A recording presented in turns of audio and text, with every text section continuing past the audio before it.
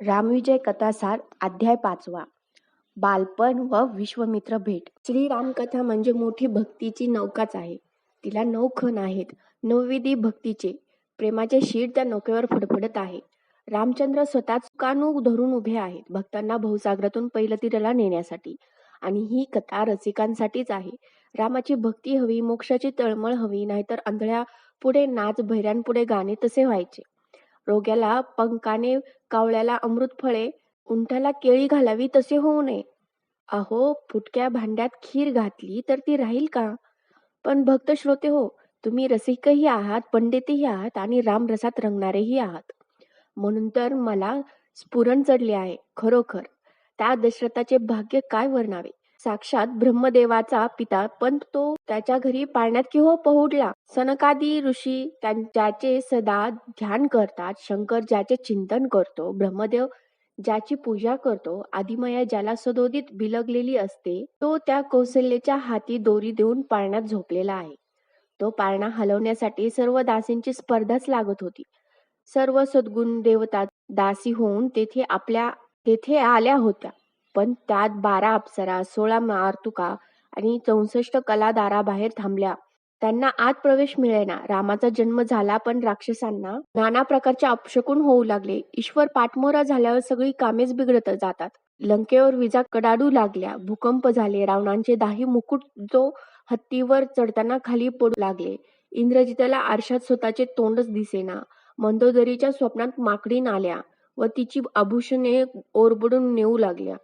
विधवा धुळीने तिची ओटी भरू लागल्या. सर्वत्र उत्पात होऊ लागले. रावणाने प्रधानाला बोलावले व सांगितले, सावध राहा, लंकेचे रात्रंदिवस रक्षण करा. इकडे अयोध्येत मात्र वृक्ष बहरले, गायींना भरपूर पाने फुटले, लोकांची दुखणी गेली, धान्य भरपूर पिकू लागले, पाऊस वेळेवर पडू लागला, सुखद वारे वाहू लागले. अज्ञान व पाप ती नगरी सोडून दूर देशी गेले. दारिद्र्य भाग्यास चढले. मूर्खांना शहाणपण आलं आणि 4 चिमणे राजकुमार दोडदोडू रागू लागले. तेव्हा मातांना, तातांना आणि समंतांना, गुरूंना, पुरोहितांना, पंडितांना, राजघराण्यातील सर्व आपत्यांना आपण स्वर्गातच आहोत असे वाटू लागले. पाचू बसवलेले राजप्रसादाचे अंगण रत्नभूषणे लिहून तेथे राम, त्यांच्या मागे भरत, बरोबरने लक्ष्मण व मागे शत्रुघ्न असे रांगू लागले की त्यांचे प्रतिबिंब त्या स्फटिक भूमीत दिसत. चिमण्या बाळांच्या मागून त्यांना जेवायला भरवायला कौसल्या लगबगीने धावायची. ते जवळ कुठले यायला, मुद्दाम दूर पळायचे. चौघे उष्टा मुखाने बोबडे बोलू लागले की न राहून कौसल्या, सुमित्रा व कैकेय्या त्यांची पटापट मुके घ्यायच्या. दशरथ मनात हरकून जवळच स्तंभाला टेकून उभा राहायचा. म्हणायचा, माझी केवढी पुण्याई म्हणून हे 4 सूर्य माझ्या घरी आले. चिमण्या मूर्ती, त्यांची चिमणी धनुष्ये व चिमणे बाण, राक्षसांच्या चिमण्या मूर्ती करून त्यांच्यावर ते बाण सोडायचे. लुटपुटीचे युद्ध करायचे. चौघे एकावरच एकदम बाण मारती. ते नेमके लागत. होता होता त्या चौघांच्या मुंजी करण्याची वेळ आली. वसिष्ठांच्या सांगण्यावरून दशरथाने चौघांच्या मुंजी लावल्या. ब्राह्मणांना दाने दिली. वसिष्ठांकडून गायत्री मंत्र श्रीरामचंद्राने घेतला व त्याचा तो जप करू लागला. चौघेजण वेदपठण करू लागले. वयाची 12 वर्षे होईपर्यंत त्याप्रमाणे त्यांची वेद विद्या पूर्ण झाली. त्यानंतर श्रीराम व भरत, शत्रुघ्न आणि लक्ष्मण असे चौघे पण दशरथाच्या आज्ञेने भरत वर्षभर तीर्थयात्रा करण्यास निघाले. त्यांच्याबरोबर सुमंत प्रधान, अगणित धन आणि पुष्कळसे सैन्य व सेवक होते. ज्याच्या तीर्थाचा जसा महिमा असे तसे स्नान, दान, धर्म रामाने केला. सर्व नद्या, सर्वश्रेष्ठ कुलपर्वत व सर्वश्रेष्ठ पवित्र स्थाने त्या चौघांनी पाहिली आणि तीर्थयात्रा करून ते अयोध्येस परत आले. तेव्हा त्यांची वृत्ती अत्यंत विरक्त झाली होती. त्यांना हास्य, विनोद, गायन, मृगया, षडस्त्र, अन्न, उत्तम वस्त्रे, उत्तम आसने यातील काहीच आवडेनासे झाले होते. तीर्थयात्रेच्याच गोष्टी ते बोलत असत. साधूसारखा वेश करीत वशिष्ठांवर त्यांची भक्ती अधिकच वाढली होती. सर्वांना ते तीर्थयात्रांच्या वार्ता सांगत. विश्वामित्रांचे आगमन. आणि काही दिवसांनी अयोध्येला प्रतिवृष्टी निर्माण करणारे आदी ऋषींचे पुत्र विश्वामित्र ऋषी आले. सभास्थानी ते येताच दशरथ त्यांना समोरा गेला. साष्टांग नमस्कार करून त्याने त्यांना हात धरून मोठ्या आदराने उच्च स्थानावर बसवले. त्यानंतर दशरथ व सर्व सभाजन आपापल्या जागी बसले. राजा त्यांना म्हणाला, ऋषीवर्य हो, आज माझे भाग्यस्थोर आपले पाय आज अयोध्येस लागले व सर्व पुण्यच आले. आपण काहीही मागावे, मी ते द्यावे असे मला वाटते. आपले प्रिय करावे असे मला वाटते. विश्वामित्र म्हणाले, राजा, तू रविवंशाचे भूषण आहेस, तू उद्धार आहेस, तुझे कल्याण असो. तुष्टी, पुष्टी, समाधान, शांती तुझी ठायी वस्तू. ह्या प्रजेचे कल्याण असो, भूतदया घडो, तुझे कुळ व कीर्ती वाढत राहो. तू विप्रांचा व विष्णूचा भक्त असावे. मोहादी विकार न येता तुला चांगली बुद्धी असो.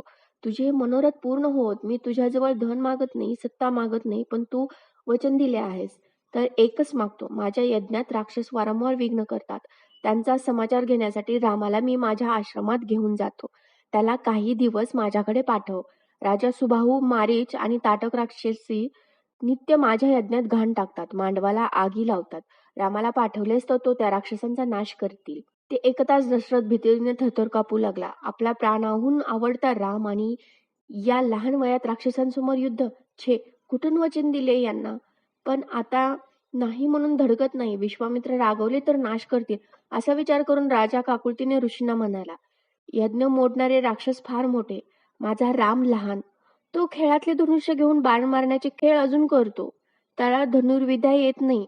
तो लहान आहे. मी स्वतः येतो व राक्षसांचा निपात करतो, पण त्याला नका घेऊन जाऊ. एवढे बोलता बोलता राजाच्या डोळ्यातून अश्रू गळू लागले. तेव्हा मुनींना संताप आला. ते म्हणाले, राजा, तू आपणच म्हणालास काहीतरी मागा. वचन देतोस ते पूर्ण कर. तुझ्या वंशातला हरिश्चंद्र स्वप्नातले दान पूर्ण करण्यासाठी त्याने मला सर्व राज्य दिले. डोंबाघरी स्वतःला विकून घेतले आणि तू, मी नुसते काही दिवस राम दे म्हटले तर तू रडू लागलास. शिबी, रमागंध, श्रीयाळ यांची कीर्ती आठव. अरे, राम हा विष्णूचा अवतार आहे याची तुलना आठवणच नाहीशी झाली का?